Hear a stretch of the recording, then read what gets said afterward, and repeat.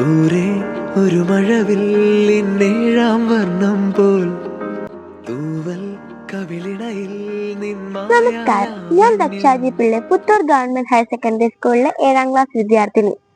ഈ അവധിക്കാലം ഞങ്ങൾക്ക് പുസ്തകങ്ങളുടെ പൂക്കാലം.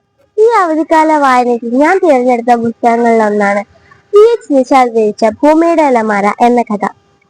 ഇത് കുട്ടികളുടെ മനസ്സിനെയും പ്രകൃതിയും തമ്മിൽ ബന്ധിപ്പിക്കുന്ന ഒരു മനോഹരമായ കൃതിയാണിത്. ഇത് വായനക്കാരന്റെ മനസ്സിൽ പ്രത്യേക സ്ഥാനം നേടുന്നു.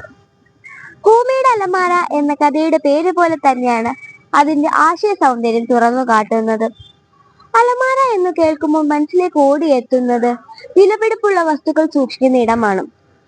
അത്തരമൊരു അലമാരയായിട്ടാണ് ഭൂമി നമ്മുടെ എഴുത്തുകാരൻ അവതരിപ്പിക്കുന്നത്. ഭൂമി മനുഷ്യർക്കും ജീവജാലങ്ങൾക്കും ആവശ്യമായ എല്ലാം സൂക്ഷിക്കുന്ന ഒരു കലവറയായി കാണപ്പെടുന്നു. വെള്ളം, വായു, മരങ്ങൾ, ജീവൻ എല്ലാം ഭൂമിയുടെ അലമാരയ്ക്കുള്ളിൽ നിക്ഷേപങ്ങളാണ്. എന്നാൽ മനുഷ്യന്റെ അശ്രദ്ധയും പ്രകൃതി നശീകരണവും കാരണം ഈ അലമാര ശൂന്യമാകുന്ന അവസ്ഥയാണ് ഈ കഥ സൂചിപ്പിക്കുന്നത്. ഈ കഥയിലെ പ്രധാന കഥാപാത്രം എനാൻ എന്നൊരു കൊച്ചുകുട്ടിയാണ്. അവനും അവന്റെ വീട്ടിലെ ഭിത്തിയിലെ അലമാരയും തമ്മിലുള്ള സൗഹൃദ ബന്ധത്തിലൂടെയാണ് കഥ മുൻപോട്ട് പോകുന്നത്. ഭൂമിയുടെ പോക്കറ്റ് പോലെ ഭിത്തിയിൽ പതിഞ്ഞു കിടക്കുന്ന അലമാര ഏനോട് സംസാരിക്കുന്നതോടെ കഥ നമ്മളെ ഒരു അത്ഭുത ലോകത്തേക്ക് കൊണ്ടുപോകുന്നു. ഇതിൽ ഒരു കൊച്ചുകുട്ടിയുടെ ചിന്തകളും അവന് പ്രകൃതിയോടും മനുഷ്യനോടുമുള്ള സ്നേഹവും പുതിയ അറിവുകൾ നേടാനുള്ള ആകാംക്ഷയും വലുതായി ഒരു മനുഷ്യത്വമുള്ള വ്യക്തിയാകണമെന്ന ആഗ്രഹവും എടുത്തു കാണിക്കുന്നു. ഞാൻ ഒരു കൊച്ചുകുട്ടിയാണെങ്കിലും അവന്റെ ചോദ്യങ്ങളും കൗതുകങ്ങളും കഥയ്ക്ക് ജീവൻ നൽകുന്നു.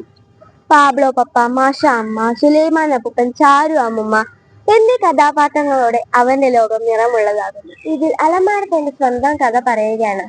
പണ്ട് അലമാര ഗ്രാമത്തിൽ അലമാരകൾക്ക് കൈകാലുകൾ ഉണ്ടായിരുന്നുവെന്നും അവർക്ക് സംസാരിക്കാനും നടക്കാനുമുള്ള ശേഷിയും ഉണ്ടായിരുന്നു. അവർ കൂട്ടം ചേർന്നായിരുന്നു മനുഷ്യനെ സഹായിക്കുക. എന്നാൽ അഹങ്കാരി ഒരു അലമാര മൂലം അവർക്ക് നടക്കാനും സംസാരിക്കാനും സാധിക്കാതെയായി. അലമാരകളുടെ ലോകം അതൊരു സ്വപ്നം മാത്രമായിരുന്നു. അതവന് വിശ്വസിക്കാനായില്ല. അപ്പൂപ്പനും അമ്മയും മാഷയും എല്ലാം അവന് പലതരം കഥകൾ പറഞ്ഞു കൊടുത്തിരുന്നത്. എന്നാൽ അവൻ ഇതുവരെ കേൾക്കാത്ത, അറിയാത്ത ഒരു അത്ഭുത കഥയായിരുന്നു അലമാര തന്റെ സ്വപ്നത്തിൽ അവന് പറഞ്ഞു കൊടുത്തത്. ഇത് യാഥാർത്ഥ്യമാണോ അതോ സ്വപ്നമാണോ എന്ന ആശയക്കുഴപ്പം അവനിൽ നിറഞ്ഞു നിന്നു. ഇതിൽ പ്രളയത്തെ കുറിച്ചും പറയുന്നുണ്ട്.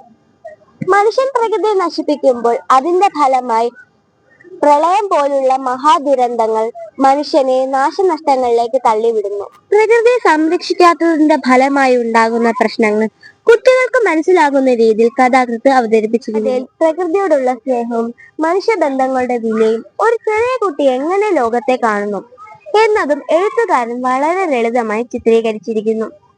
ഇതിൽ പ്രകൃതിയിലെ മണ്ണ്, മരങ്ങൾ, മഴ, കാറ്റ് എന്നിവയെല്ലാം ജീവിക്കുന്ന കഥാപാത്രങ്ങളായി തോന്നുന്നു. ഈ കഥ നൽകുന്ന പ്രധാന സന്ദേശം പ്രകൃതിയെ സംരക്ഷിക്കണം എന്നതാണ്. മനുഷ്യന്റെ സ്വാർത്ഥത കാരണം പ്രകൃതിയെ നശിപ്പിക്കുമ്പോൾ അതിന്റെ പ്രത്യാഘാതങ്ങൾ അനുഭവിക്കുന്നത് മനുഷ്യർ തന്നെയാണെന്ന് ഈ കഥ നമ്മെ ഓർമ്മിപ്പിക്കുന്നു.